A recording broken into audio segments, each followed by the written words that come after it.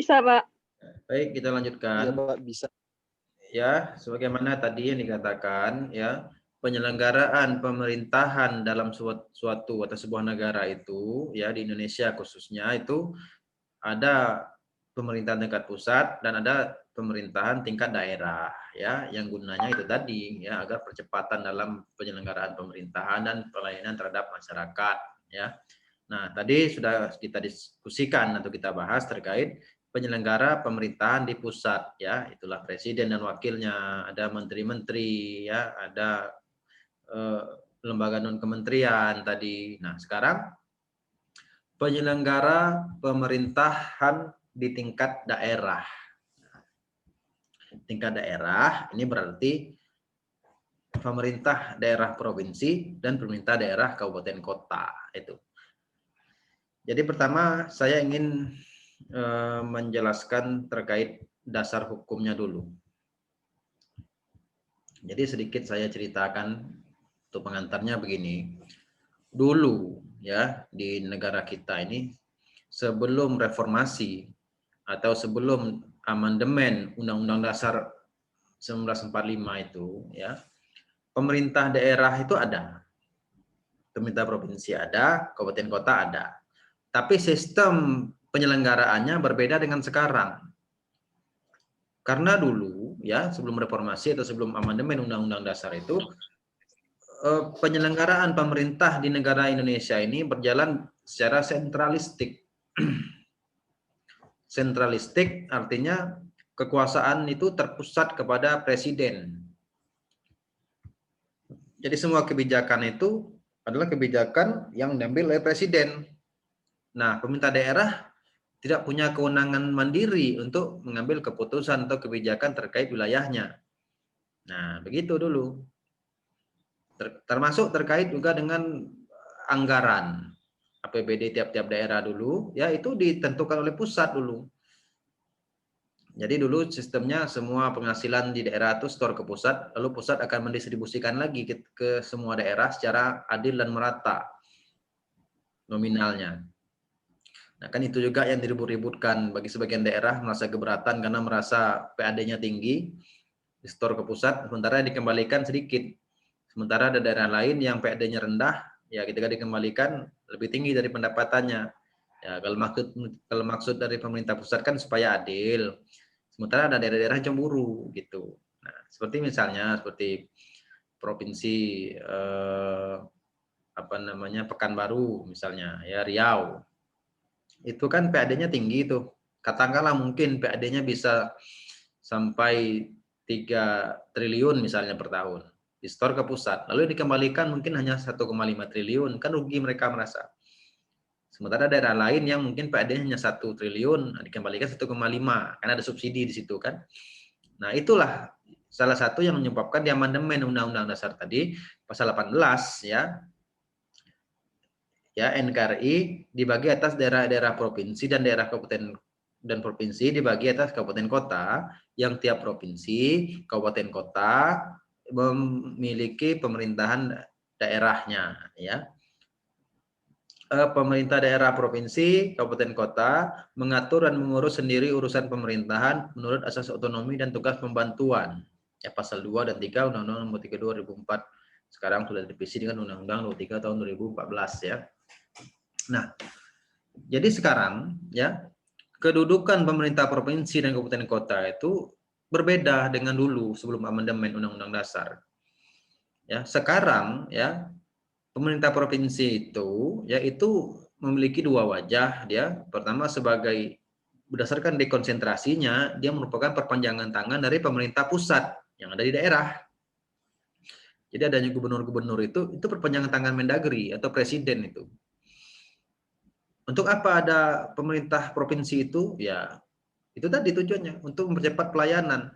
Jadi kabupaten kota itu diawasi oleh provinsi gitu. Karena itu adalah wakil dari pemerintah pusat, perpanjangan tangan dari pemerintah pusat. Ya, jadi artinya jika kabupaten kota ingin berurusan, ya cukup ke provinsi, tidak perlu ke pusat. Nah, gitu. Nanti provinsi berbawa ke pusat lagi, gitu ya. Nah, untuk kabupaten kota bahkan sekarang memiliki kewenangan yang penuh dalam penyelenggaraan pemerintahan, itulah yang namanya otonomi daerah. Maka amandemen Undang-Undang Dasar itu melahirkan otonomi daerah. Ya, kabupaten kota itu otonomi daerahnya penuh, kalau provinsi setengah saja, setengahnya dia wilayah administratif, setengah lagi ya adalah kewenangan dia. Sementara kabupaten kota itu penuh dia. Ya, dia bisa merencanakan sendiri, dia bisa menyelenggarakan sendiri urusan pemerintah di daerahnya sesuai dengan kemampuan. Nah, gitu sekarang. Ya, dan kepala-kepala daerah itu dipilih oleh masyarakat langsung. Kalau dulu kan tidak. Kalau dulu kan dipilih oleh DPR atau DPRD. Nah, itu sekarang itu. Ya, pemerintah daerah kabupaten kota itu lahir atas karena amandemen Undang-Undang Dasar, ya.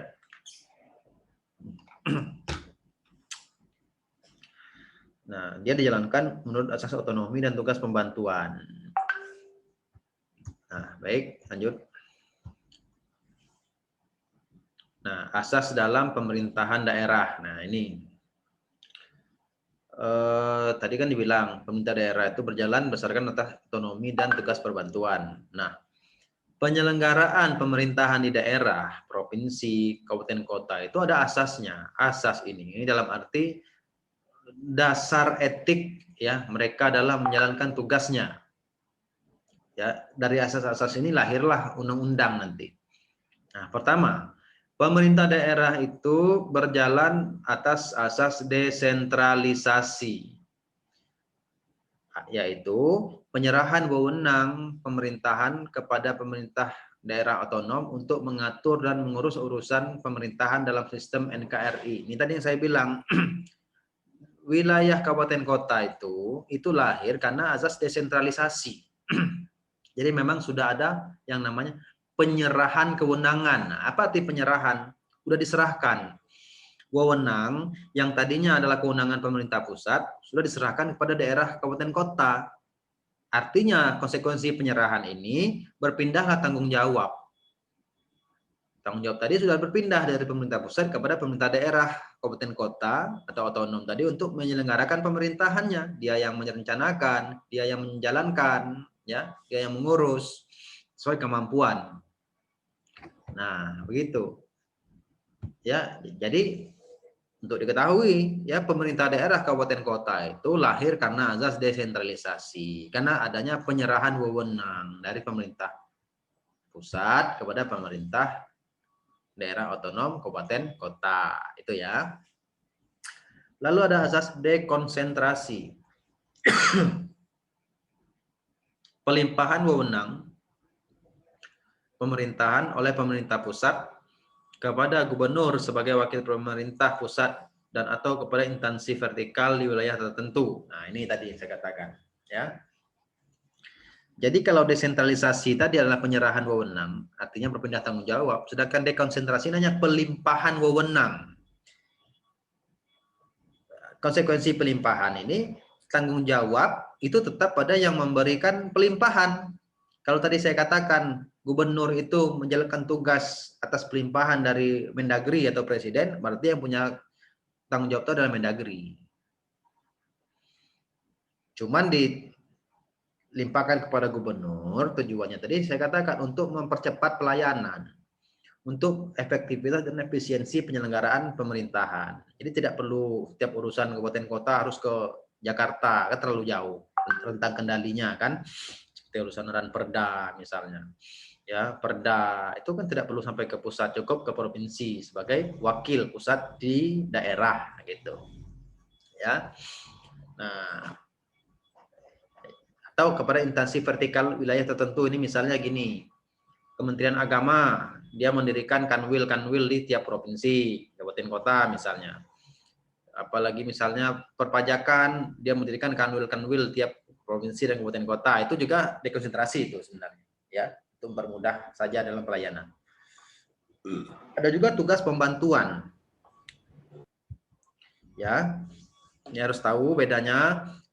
Kata kuncinya kalau desentralisasi itu penyerahan wewenang, sedangkan dekonsentrasi adalah pelimpahan wewenang, sedangkan tugas pembantuan adalah penugasan dari pemerintah pusat kepada daerah dan atau desa, dari provinsi kepada kabupaten kota, atau desa dari Pemkab, Pemkot kepada desa untuk melaksanakan tugas tertentu. Nah, jadi tugas pembantuan ini ya penugasan saja guna efektivitas dan efisiensi dalam pelaksanaan suatu program misalnya. Misalnya begini. Sekarang ada kebijakan dari pemerintah pusat ya, memberikan bantuan BLT kepada masyarakat yang terdampak Covid misalnya. Nah, itu program pemerintah pusat tuh sebenarnya. Namun ditugaskan kepada daerah, provinsi, kabupaten, kota sampai ke desa-desa untuk menjalankan. Nah, gitu. Ya, karena mengingat supaya ini cepat gitu kan. Supaya ini efektif dan efisien, maka ditugaskan. Ya, ditugaskan kepada pemerintah yang lebih rendah tadi. Gitu ya. Inilah asas yang digunakan dalam pemerintahan di daerah ya. Nah, tadi kita bicara otonomi ya. Konsekuensi amandemen Undang-Undang Dasar tadi pasal 18 melahirkan otonomi daerah kabupaten kota tadi. Nah, apa tujuannya? Ya, tujuan otonomi daerah di Indonesia ini adalah untuk kesejahteraan masyarakat, pelayanan umum dan daya saing. Ya, maksudnya ini untuk kebaikan ya. Kalau yang tadinya masyarakat itu kesejahteraannya ya masih kurang baik, harapannya dengan adanya otonomi daerah ini lebih sejahtera karena lebih cepat dalam pelayanan, lebih tepat sasaran karena daerah yang tahu persis kondisinya gitu kan, kebijakan apa yang strategis untuk daerahnya gitu. Nah, pelayanan umum juga supaya lebih cepat kan, ya tidak perlu setiap urusan harus ke pusat kan, harus kan bisa ya melalui daerah saja. Dulu pernah misalnya, dulu sebelum revisi undang-undang tentang kepegawaian, rekrutmen CPNS dulu diserahkan kepada daerah loh, daerah provinsi dan kabupaten kota dulu. Diserahkan. Jadi bupati, gubernur itu bisa merekrut sendiri. Maka banyak terjadi dulu kan nepotisme di mana-mana dulu. Ya, yang orang daerah dusunnya, sanak keluarganya masuk semua dulu. Nah, itu pula masalahnya kan karena bisa menentukan sendiri akhirnya disalahgunakan. Akhirnya sekarang diambil alih lagi oleh pemerintah pusat. Tidak bisa lagi sekarang bupati, gubernur rekrut PNS sekarang. Nah, itulah kira-kira ya, kadang-kadang suatu kebijakan itu yang seharusnya baik maksudnya disalahgunakan gitu kan. Nah, dan tentu saja meningkatkan daya saing bangsa ya, dengan kesejahteraan yang meningkat, pelayanan yang juga lebih cepat, lebih baik, tentu daya saing kita sebagai bangsa atau daerah itu lebih baik pula. Nah, otonomi daerah itu isinya otonomi yang luas, nyata dan bertanggung jawab. Ya, otonomi negara kita itu ya prinsipnya itu luas. Luas artinya hampir seluruh kekuasaan pemerintah pusat itu diserahkan kepada pemerintah daerah otonom. Ya, hampir semua, namun ada nanti yang tidak, nanti saya sebutkan. Nyata, artinya memang kewenangan itu nyata dapat dijalankan. Kebebasan itu tadi, merencanakan sendiri, kebijakan, menjalankan sendiri, bertanggung jawab sendiri, gitu kan. Ya, dan bertanggung jawab tentu saja. Ya, walaupun otonominya luas, nyata, tapi bertanggung jawab dalam arti kebijakan-kebijakan yang diambil tadi tetap realistis, tetap dapat dipertanggungjawabkan kepada masyarakat gitu kan, ya tidak sembarangan juga gitu kan, karena kalau bebas saja luas tanpa batasan ya bisa bahaya juga. Nah, maka harus bertanggung jawab juga. Misal tadi seperti contoh rekrutmen CPNS, kalau dulu diambil alih oleh kabupaten kota, seharusnya bertanggung jawab. Dalam arti diselenggarakan dengan baik, adil, jujur gitu kan. Nah, sementara ternyata kenyataannya tidak, nepotismenya tinggi, korupsinya tinggi, yang bisa bayar nanti bisa rekrut gitu kan. Nah, itu kan namanya tidak tanggung jawab. Maka akhirnya karena tidak percaya lagi pemerintah pusat diambil alih sekarang, gitu kan. Nah, sistemnya adalah federal. Seperti negara federal maksudnya, ya. Jadi begini, saya ingin menceritakan sedikit yang mengenai amandemen Undang-Undang Dasar. Jadi dulu sempat ada wacana ketika mau diamandemen tahun 99 itu Undang-Undang Dasar dari PAN oleh Amin Rais itu ingin merubah ya negara kita nih dari negara kesatuan menjadi negara federal. Ya dulu sempat. Nah, namun ternyata gagasan ini ditolak ya oleh banyak orang. Tidak setuju negara federal. Jadi waktu presidennya Gus Dur, oleh Gus Dur, dia gini saja katanya. Oke lah ya, kita tidak negara federal karena masyarakat belum paham katanya. Namun sistemnya saja kita bikin mirip federal. Nah, apa yang mirip? Itu tadi. Adanya otonomi-otonomi daerah itu mirip dengan negara-negara bagian pada negara federal seperti Amerika. Nah, gitu. Ya, itu tadi karena apa? Karena semua kewenangan itu diserahkan kepada daerah otonom, kecuali 6. Kecuali ini, ya kekuasaan yang diserahkan ke daerah kecuali urusan luar negeri, ya LN, pertahanan dan keamanan, justisi atau peradilan, moneter dan fiskal nasional dan agama. Kecuali 6 urusan itu yang menjadi kewenangan pemerintah pusat. Ini mirip dengan kewenangan negara federal. Nah, itu tadi oleh Gus Dur. Kalau memang nak mau negara federal sudah, kita tetap negara kesatuan tapi sistemnya mirip negara federal. Nah, itulah tadi, ya. Diserahkan semua kewenangan ke daerah, lahirlah otonomi daerah. Tinggal sisa 6 kewenangan yang diurus oleh pusat, ya urusan luar negeri, pertahanan keamanan, justisi, moneter, fiskal dan agama. Nah, gitu. Itu mirip dengan negara federal seperti Amerika. Ya, dan gubernur tidak ada hubungan hierarki dengan bupati, bukan atasan tapi hubungan koordinasi saja. Nah, walaupun secara struktural gubernur itu lebih tinggi daripada bupati, ya, namun bukan berarti atasan bawahan, karena memang bupati bukan ditunjuk oleh gubernur. Baik gubernur maupun bupati wali kota itu sama-sama ditunjuk oleh masyarakat.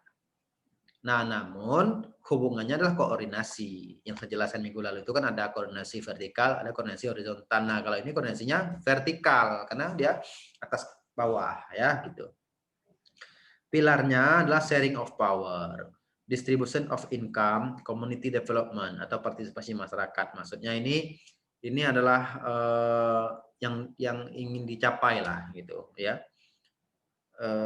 Atau asas pelaksanaannya, sharing of power maksudnya pembagian kekuasaan gitu, ya. Tentu otonomi daerah kan pembagian kekuasaan.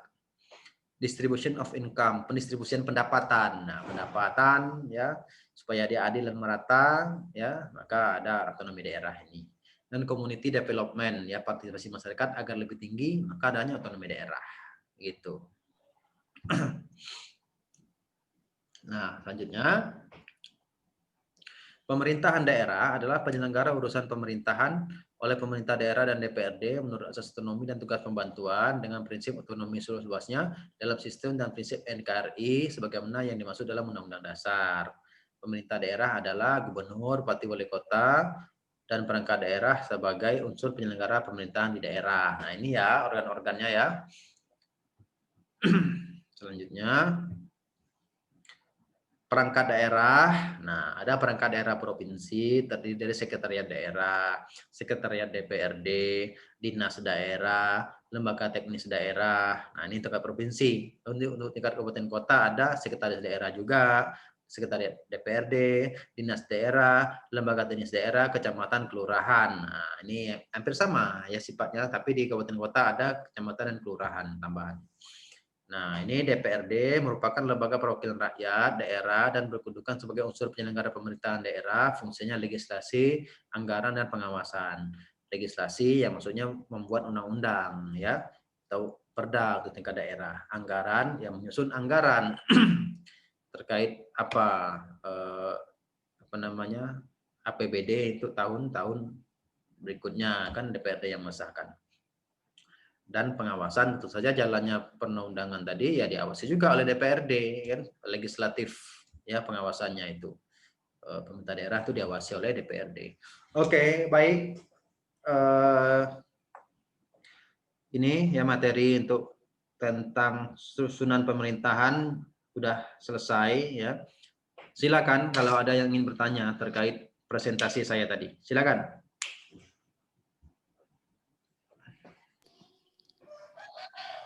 Pak, saya Afri Sekardianti ingin bertanya, Pak. Ya, Afri.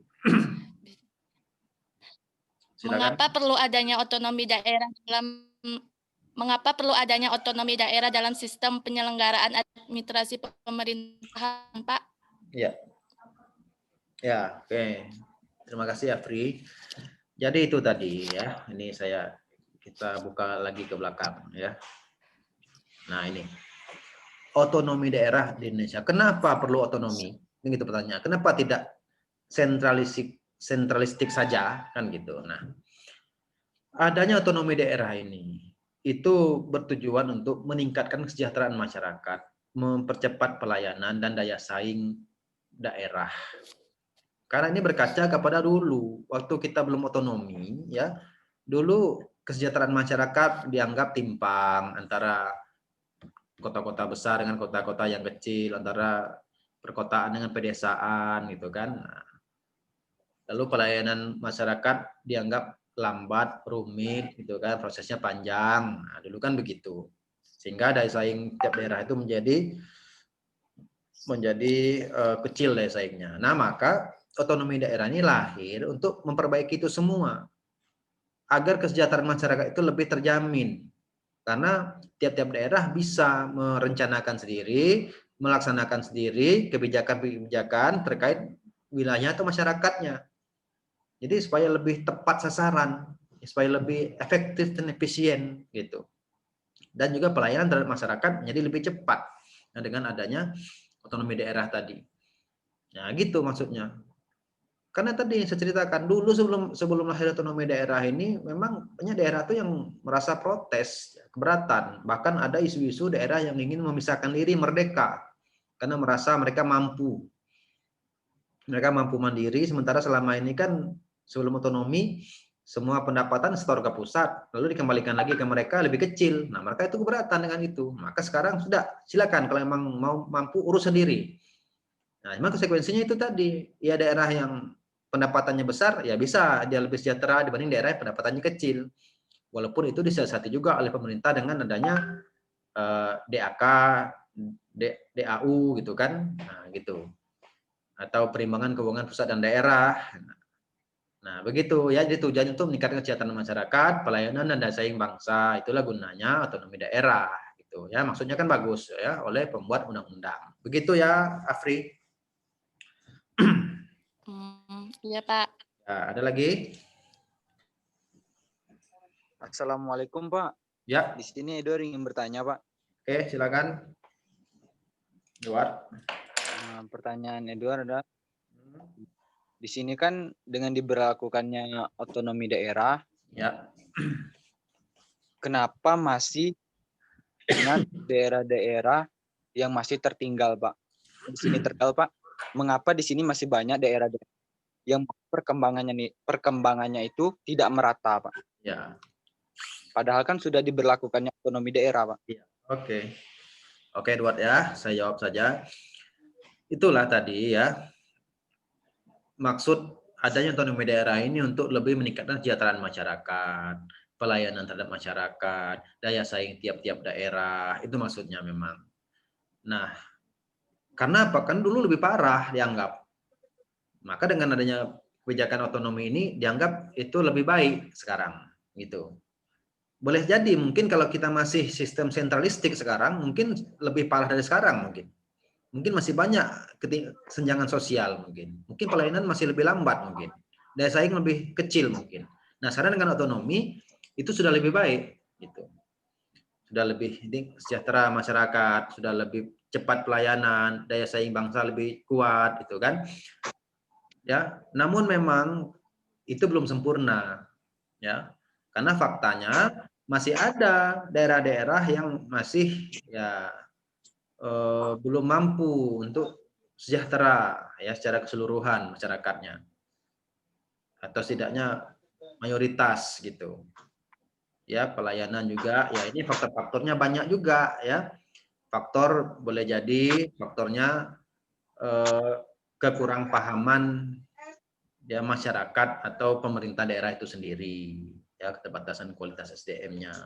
Lalu masih terjadi penyimpangan atau korupsi nepotisme di tiap-tiap daerah, sehingga seharusnya kebijakan untuk masyarakat sementara ini kan dikorupsi atau diselewengkan lah gitu.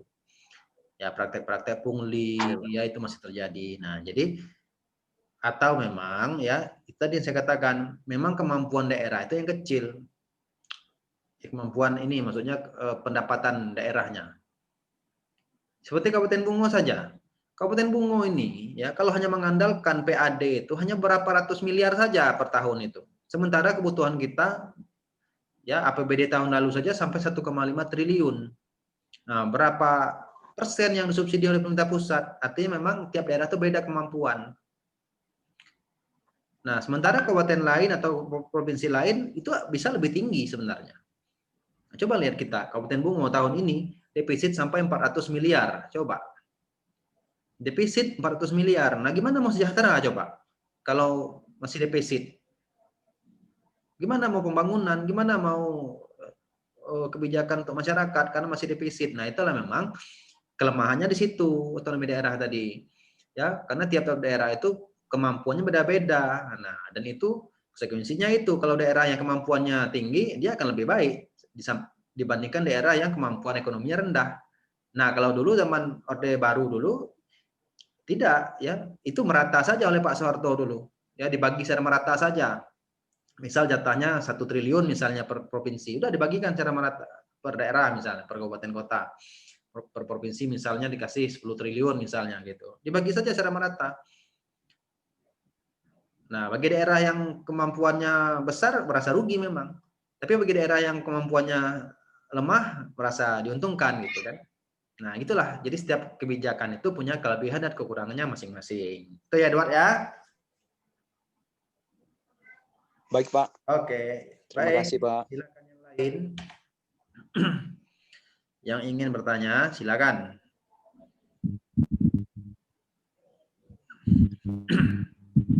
Saya ingin bertanya, Pak.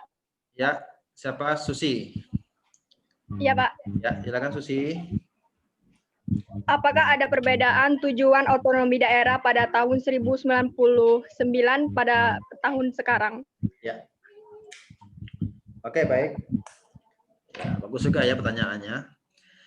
Ya, sebenarnya ya, kalau dari segi tujuan itu tetaplah sama ya. Karena apapun kebijakan, model atau sistem yang diambil oleh pemerintah itu semuanya semata-mata demi kesejahteraan masyarakat. Itu pasti. Ada pelayanan, itu pasti. Hanya saja sistemnya yang berbeda. Nah, sistem yang lama ya sebelum adanya otonomi daerah itu mungkin ya dianggap oleh presiden waktu itu sudah baik juga. Dianggap masyarakat sudah sejahtera waktu itu. Dianggap pelayanan sudah baik juga, desa yang lebih baik sudah baik juga gitu. Nah, tapi itu dikoreksi oleh pemerintah yang selanjutnya dianggap masih kurang. Nah, kan gitu. Setelah dikoreksi dianggap masih kurang, masih ada kelemahan sehingga dirubah sistemnya. Nah, jadi tidak ada tujuan-tujuan lain ya dari setiap kebijakan penyelenggaraan pemerintahan itu selain untuk kesejahteraan masyarakat dan pelayanan terhadap masyarakat. Karena itulah konsekuensi adanya negara. Negara itu lahir untuk mensejahterakan masyarakatnya.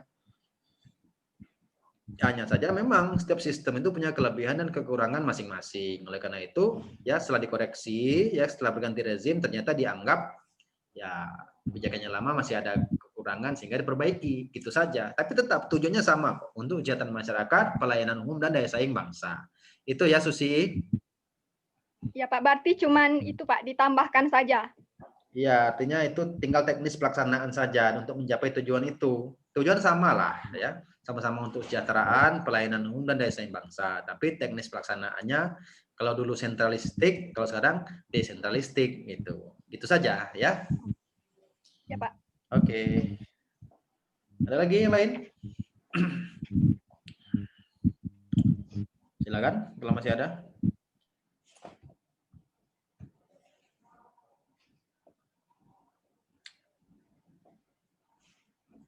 Tidak ada lagi? Oke lah ya, kalau memang tidak ada lagi, ya mungkin perkuliahan kita pada hari ini cukup ya. Nanti materi ini akan saya share lagi ke Anda. Silakan bisa ditonton ulang ya. Oke semua ya, saya pamit dulu ya. Iya, Pak. Baik, Pak. Oke, assalamualaikum Baik, Pak. warahmatullahi wabarakatuh. Waalaikumsalam warahmatullahi wabarakatuh. Wabarakatuh.